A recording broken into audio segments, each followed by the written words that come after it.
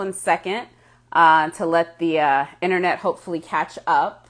So, Simon, if you're watching, we're going to start this again, but I'm going to give the internet just a minute to sort of catch up, and then hopefully it'll be a little bit better. But hopefully we can get this a little bit better done this time. Let's see.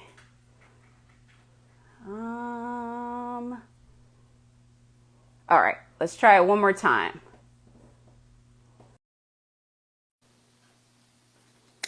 Let's fingers crossed, everyone. We're going to get a good connection and try it again.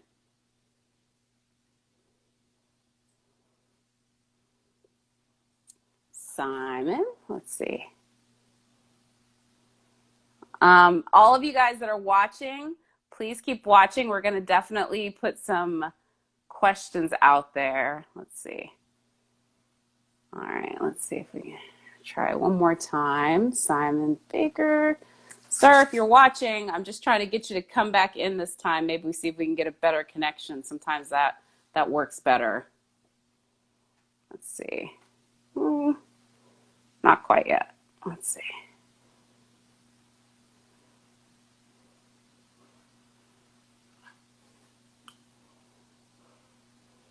Send request. All right, guys, give us 1 second. We're going to chat all about. Oh, it says that he is unable to join. Simon, if you're watching, it says, oh, there I see you. There I see you. I think we may get it now. Fingers crossed.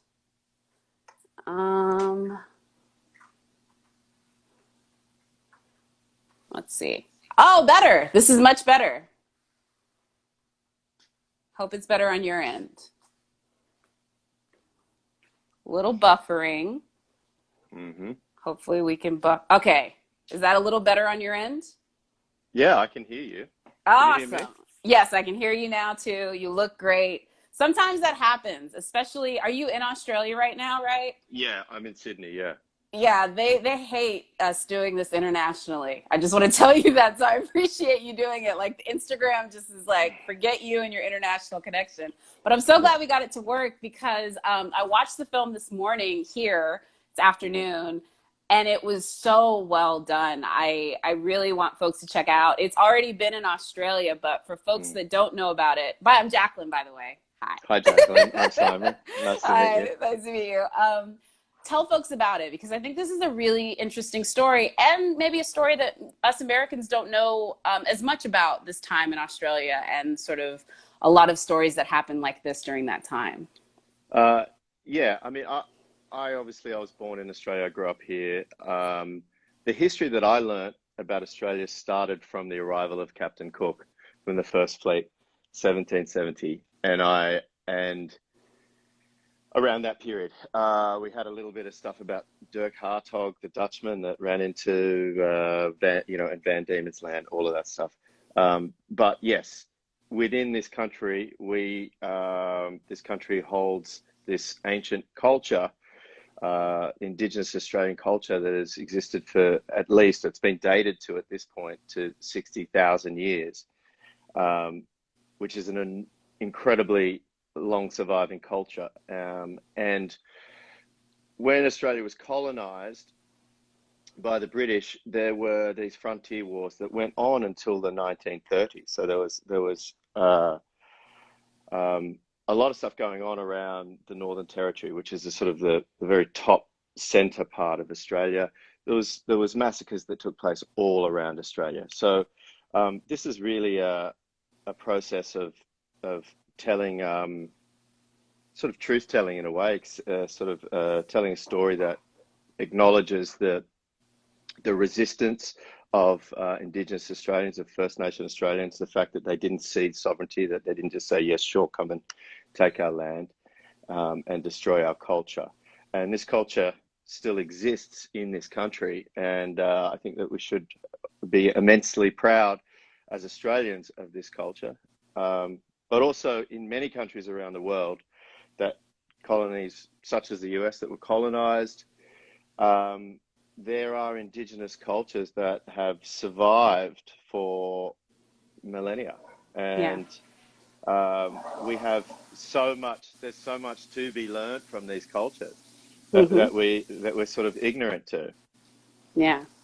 I feel, bad in a lot of ways, but I'm not to be surprised. Honestly, it's enough to find about American culture in American, and what's the great thing about storytelling, over here, we folks learned about the Tulsa massacre where they massacred hundreds of Black Americans from a show like The Watchmen, and I learned a little bit about the indigenous Australians and that entire history through films like this, Sweet Country, and another film by Mm, Jennifer Kent called The Nightingale, and just learning mm. about this history that you didn't know anything about.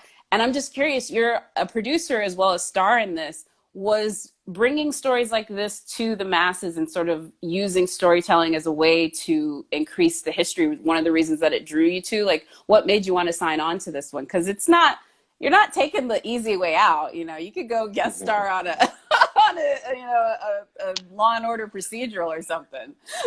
Yeah, I could. Um, Look, This is for a lot of people, that'd be a great thing, and I think it's good that people get those opportunities. But I think I'm at a stage in my career where I'm less hungry about chasing the rabbit and winning the prize, and more curious about how powerful um, film, cinema, and television, how powerful these mediums are to help us develop and grow as a society.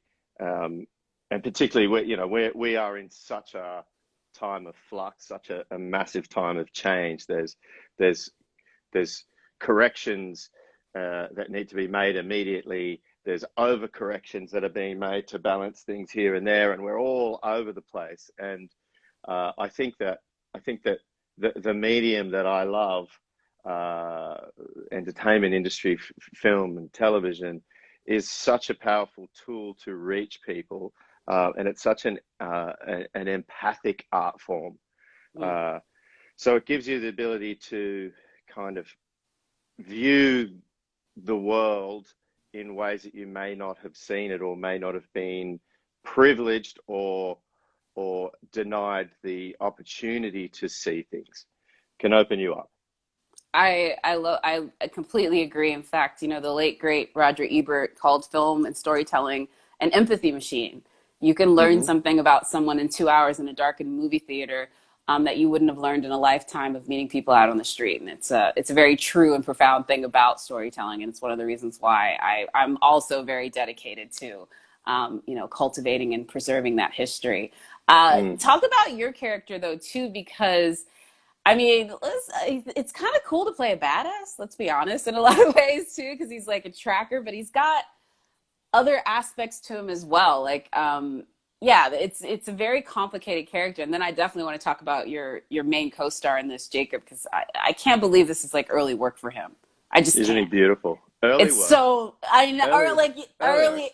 early, He's like, been what I mean? he's He's been been telling. acting, yeah. Yeah, but hang on. What you have to understand about Jacob is that he's been telling stories through multiple generations of ancestors. Yeah, He- wow. he- His culture, Indigenous Australian culture, is an oral history. It's passed on through stories and through songs and through artwork. Uh, so story is just within these people, and Yeah. Jacob has it in him. He's never he 2 days before he walked onto the set, he was a ranger, and we shot it all on his country, on his local area. Um, and he'd never been in front of a camera before in his life, uh, but he has multiple generations of story through him and within him. Wow. Powerful, It is beautiful, so beautiful, powerful. beautiful person, beautiful person. Storytelling's in his DNA, literally, Yeah, literally. yeah, Yeah. But yeah, talk about your character, Travis, right? yeah. Travis is he's an ambiguous character in the sense that he's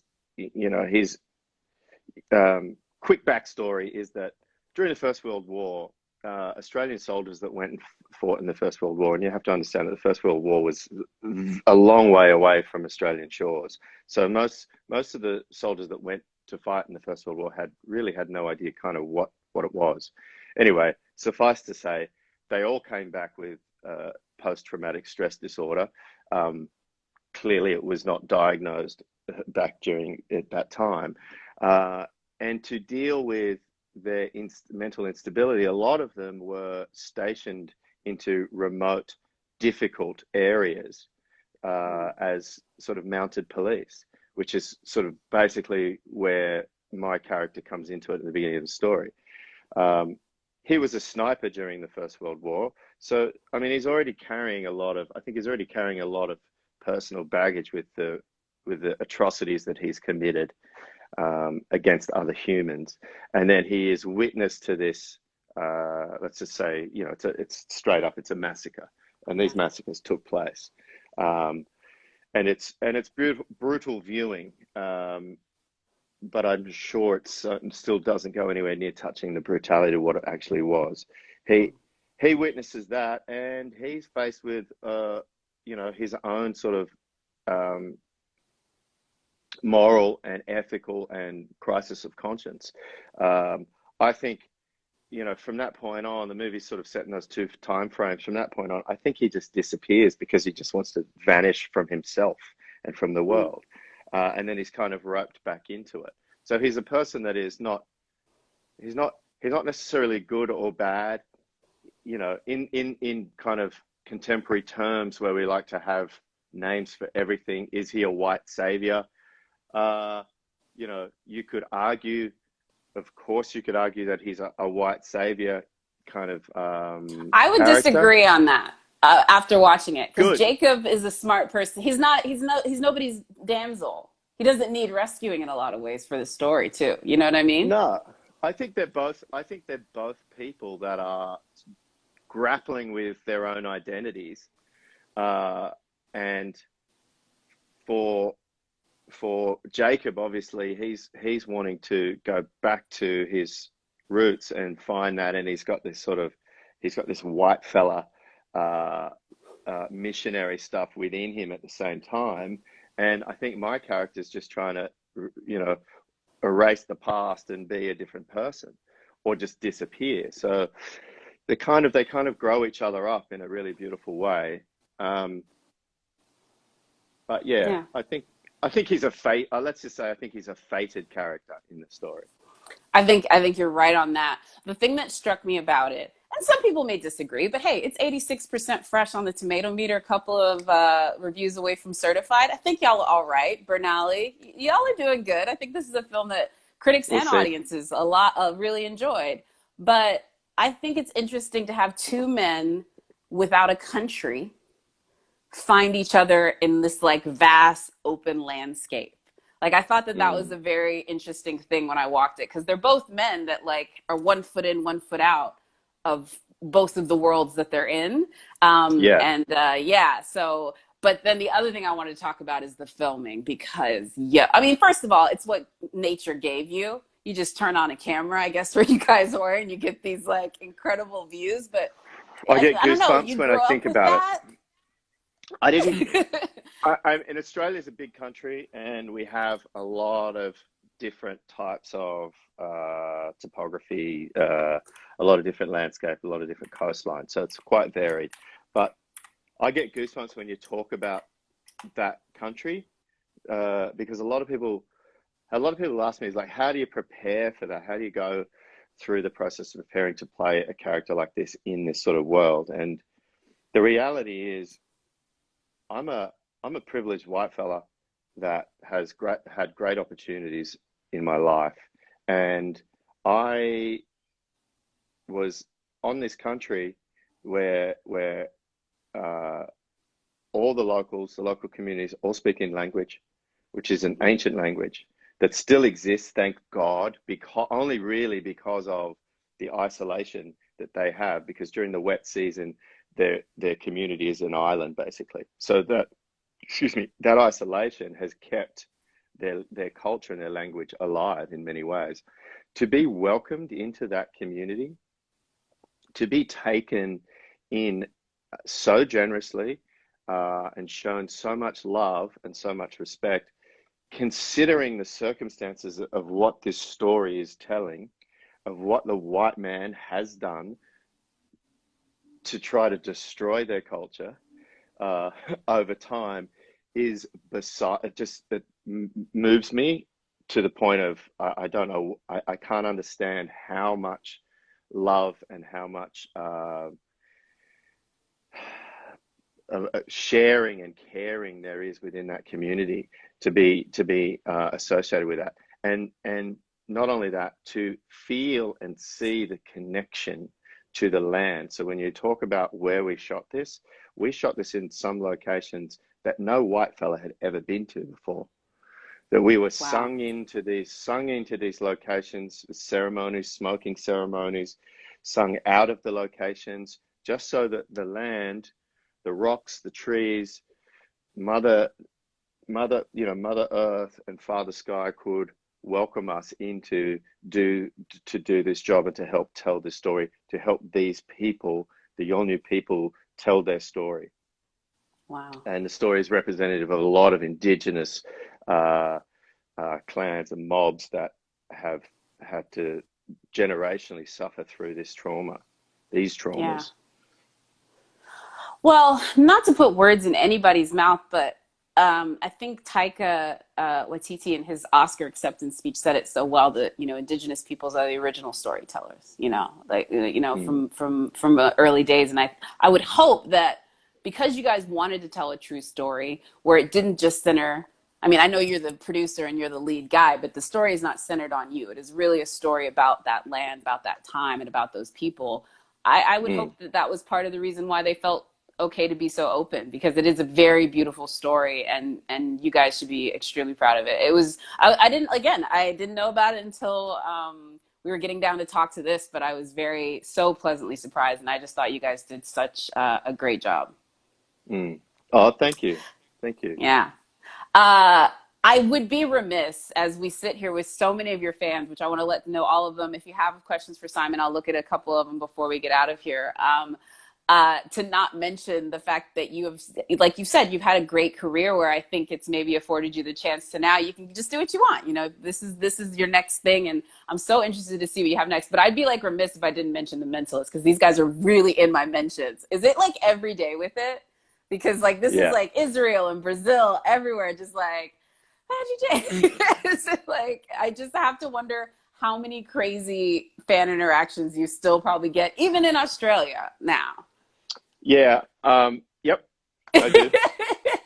is, it, is it one of those things too where like do they come back to you and ask like would you ever like you're like I'm good, like we're gonna put them in the past, like we're done? Is it one of those things where you're just like I don't know. I just wonder how it is with someone like that, where that that's the way people are obsessed, and maybe always asking you for maybe a bit more. Because I can tell right now that people are already like, we want more.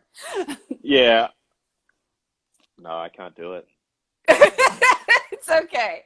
I'm gonna be a little bit weird on you right now, but this is not whatever. So my father Yeah. actually worked on your show Oh, really? as a driver, and I can prove it because I have a blanket from The Mentalist. Do you Oh, remember really? this? Yeah. Do Yes, you I see do. this?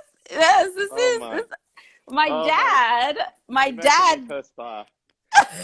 I'm not a stalker. This is just my dad worked on the movie for like a couple of years. Worked on the show for a couple of years. They give swag, but that blanket Yeah. is dope. That blanket has been to Coachella. That blanket has been camping. That That blanket blanket has is been to that some cool places. that's a now that I remember when we gave those out. Yeah. It was early on, I think. Yeah. Hmm. And now that I look at it, it's such a cheesy thing. A a a blanket with the cast on it.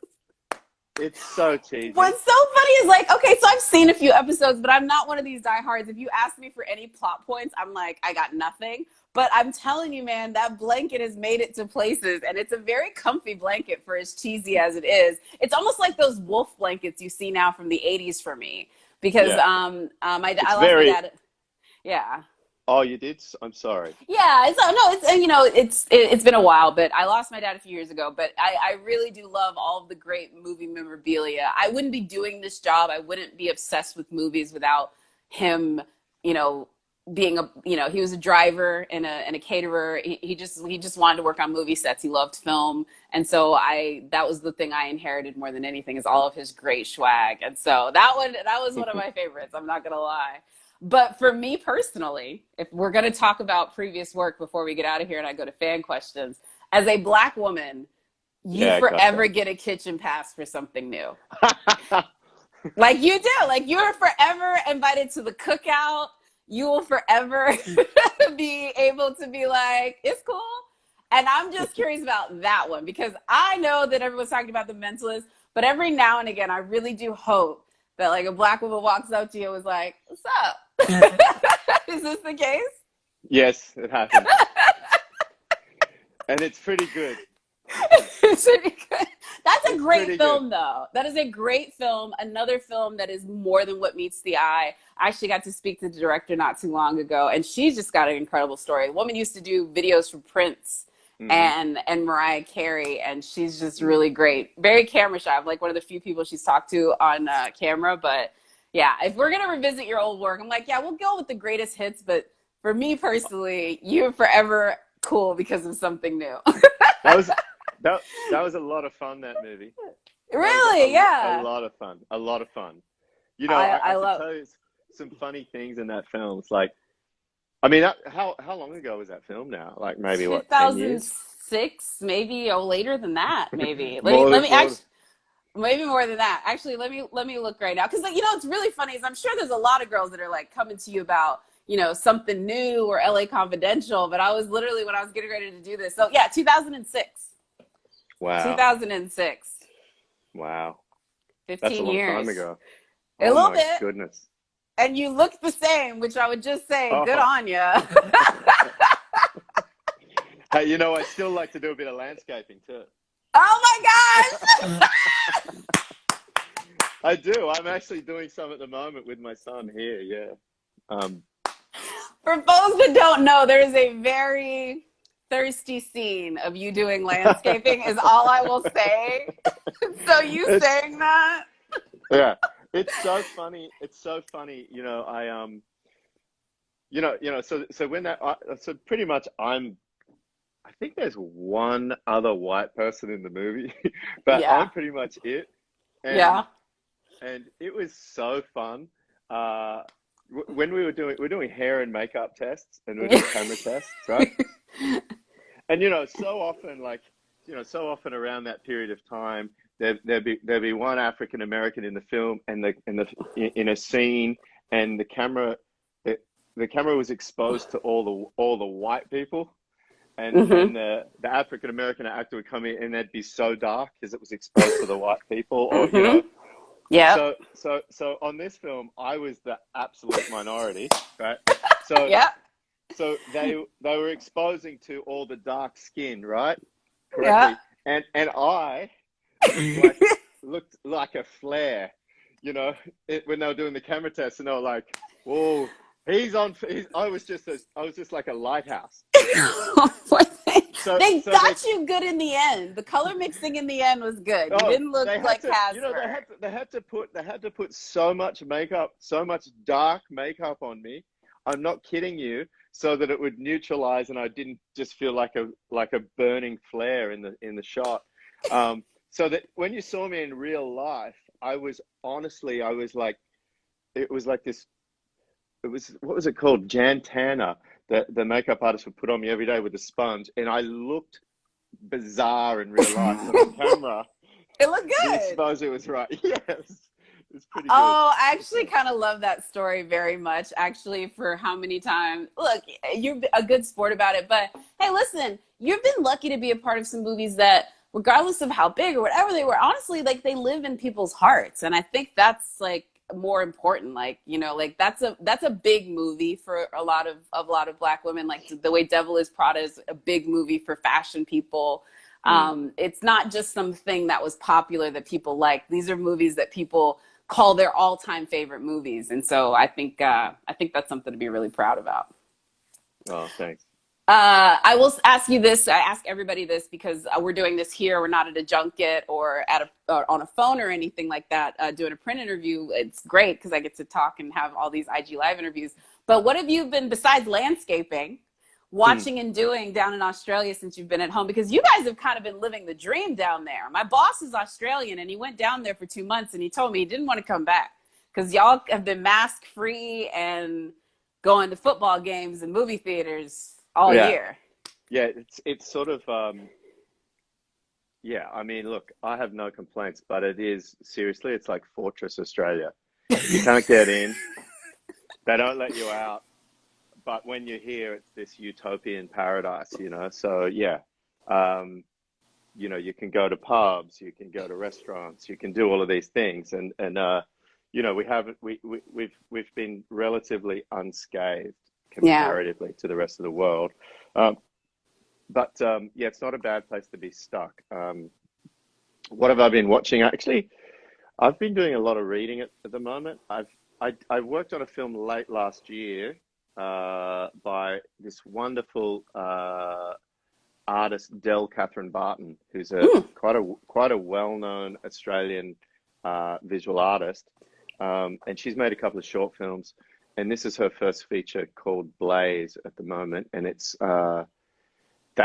going to be a really interesting movie. I'm excited to see how it turns out because she's incredibly visual, and it's quite a powerful story about I play the father of a daughter, single parent, and my daughter witnesses a horrible um, sex crime, Oh wow. and it's basically it's her. She's the lead, and she's a wonderful actress that everyone will know about after this film. Um, but it's basically the fallout of trauma based on you know on that sex crime, and Wow.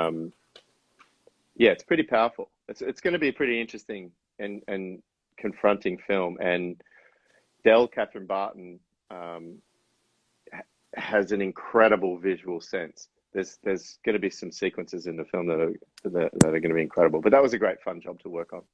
I'm excited about that. And hey, look, I most of the stuff that I read is either horrible romance novels or movie making books. But I want to hear about anything that you read that you want to recommend because I do love whenever I'm going on a 2 week vacation. I need a good beach read. If you got any. Okay, so what I'm enjoying at the moment is a book called Clara and the Sun, right? Oh, nice. Okay. Kazu Ishiguro, you Okay. know, the writer that wrote Never Let Me Go. Hmm. You know, I think Yeah, they made that's a the film one with that. that, yeah, Keira Knightley and Carey Mulligan and Andrew Yeah, Garfield. Yes, I knew when you said the title of that. It's been on bestsellers pretty quickly, I yeah, think, right? Yeah. yeah. It's just fantastic. Um, and then I read this other book called Bluebird, which is an Australian author, Malcolm Knox, which is kind of an interesting story about uh, kind of coastal communities in Australia and basically the the process of breakdown of community, and at the same time it speaks to a bigger picture of um, white men grappling with the fact that they're kind of they're losing their position and their status that they've become so intrinsically used Accustomed to, to. accustomed to, Wow. which is kind of I think it's really good. I think it's really interesting. Um, Also about I'm gonna wealth. check that out. Yeah. Hey, I appreciate this. I always tell people like watching, reading. I love getting book recommendations because it's so hard. I feel like there's so many great books out there, but I like Hmm. when folks, if it's something that piques somebody's interest, that reads tons of stories and scripts all the time. I'm always digging that. Mm. Simon, thank you so much. Again, folks, High Ground is available for digital download and on demand tomorrow, May 14th here in the States. So, again, thank you so much, sir. This was a real treat. We're going to get together and talk about Blaze Okay. when that's possible, for Yeah. sure. Hey, you know, this is the first time I've ever this is the first time I've ever stepped into the modern world here and done any kind of Instagram Is it live okay? thing. Did you have fun? No, it's fine. I mean, it's just nice talking to someone. You know, you're Oh, enthusiastic. positive. Oh, well, It's good. thank you. Hey, no, Yeah. look, I mean, I get to talk to people for fun. This is literally the best job in the world. I think it's the biggest scam in the world. They pay me to watch movies and talk about it. So, Yeah. yeah, anytime. I'm glad we made your first foray great. We'll get Yeah, you it's back good. for another soon. Great. All Thanks right. for your Thank you, support. sir. Yeah, Take appreciate care. it. Bye. And you Cheers. have to click yourself out. Thank you. Okay, how do I do that? Whoa. Close your browser, close the app, whatever you can, but I can't Leave. click you out. Yeah, leave. There you go. Yay! All right. I want to thank Simon Baker again. That was so, so, so much fun. I do not know how you can watch the film internationally, but I do know that it is available in the United States tomorrow, May 14th, High Ground. Download it, buy it. Again, big thanks to Simon Baker. Sorry, yeah, big thanks to Simon Baker. We will have another interview next week. MJ Rodriguez from Pose will be here on Thursday to chat about the new final season of the acclaimed series. We already got to chat with Billy Porter. Going to be talking with MJ next week. I will see you guys then. Again, I'm Jacqueline. You can find me anywhere at that Jacqueline. Thank you all again for watching. Bye.